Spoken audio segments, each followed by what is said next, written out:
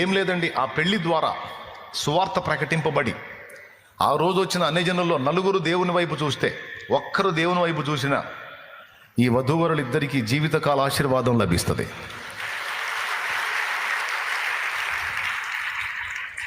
కానీ పాపం కొంతమంది దరిద్రం ఏంటంటే, పెళ్ళిళ్ళు చేస్తారు, కార్డు మీదేమో పరిశుద్ధ వివాహము అని టైటిల్ కొడతారు, కానీ ఆ పెళ్లి మొత్తంలో పాపమే ఎక్కువ ఉంటుంది.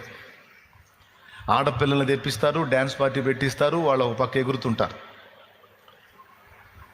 ఓకే, తర్వాత ఈ పెళ్లి కోసం సిద్ధపడిన పెద్దలు కూడా ముందే డ్యాన్స్ ప్రాక్టీస్ చేసి ఉంటారు. అర్థమైందా? ఇక వీళ్ళు వాళ్ళు మొత్తం కలిసి ఎగురుతూ ఉంటారు. మళ్ళీ కార్డు మీద పరిశుద్ధ వివాహం. ఇప్పుడు మళ్ళీ పైన ఇంకొక వాక్యం ఏమి రాస్తారో తెలుసా? వివాహం అన్ని విషయంలో ఘనమైనది అనేదేమో ఓల్డ్ అయిపోయింది. ఇప్పుడు ఇది యెహోవా ఏర్పరిచిన దినము అని పెడతా ఉన్నారు. ఇది యెహోవా ఏర్పరిచిన దినము. ఈ దినములో మనం ఏమి చేయవలను? స్టేజి కట్టి డ్యాన్సులు వేయవలను. ఏమండి? పాట కచేరీలు పెట్టి లేకి లేకి పాటలన్నీ పాడవలను. ఇప్పుడు ఆ లేకి పాటలు, లోక పాటలు, ఆ లేకి డ్యాన్సుల వల్ల ఆ కూర్చున్న వాళ్ళ హృదయాలు పొడవబడి,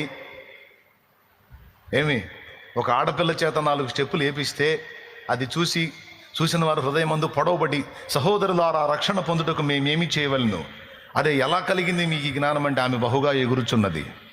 ఆ ఎగురులు చూసి మేము మరి ఆత్మయందు హృదయం ముందు పొడవబడినాము, మేము ఏమి చేయవలనని అడుగుతారా? ఎవడన్నా వచ్చి అడుగుతాడా? మరి దేనివల్ల పొడవబడతారు? వాక్యం. నా వాక్యము అగ్ని వంటిది కాదా, బండలను బ్రద్దలు చేయి సుత్తె వంటిది కాదా అన్నాడు. బండలాంటి గుండెలను బ్రద్దలు కొట్టే శక్తి దైవ వాక్యంలో ఉంది. కాబట్టి మైండ్ బాగున్నోళ్ళు, ఒరిజినల్ క్రైస్తవులకి చెప్తున్నాను నేను. కొంతమందికి మండిపోయిద్ది, ఇప్పటికీ ఈ పని చేసిన వాళ్ళకి మండితే సన్నీళ్ళు పోసుకో, చేయగలిగింది ఏం లేదు. దేవునికి స్తోత్రం. కానీ బుద్ధి తక్కువ పనులు చేయొద్దు. ఇంకొకటి కూడా చెప్తున్నాను, నన్ను వెంబడించే ఆత్మీయ బిడ్డలకి మెచ్యూర్ ఫంక్షన్లో చేయొద్దు. అర్థమైందా? అనవసరంగా ఆ డబ్బు వేస్ట్ చేయొద్దు.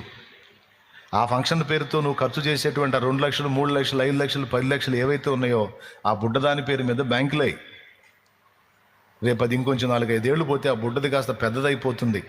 దాని భవిష్యత్తు బాగుంటుంది.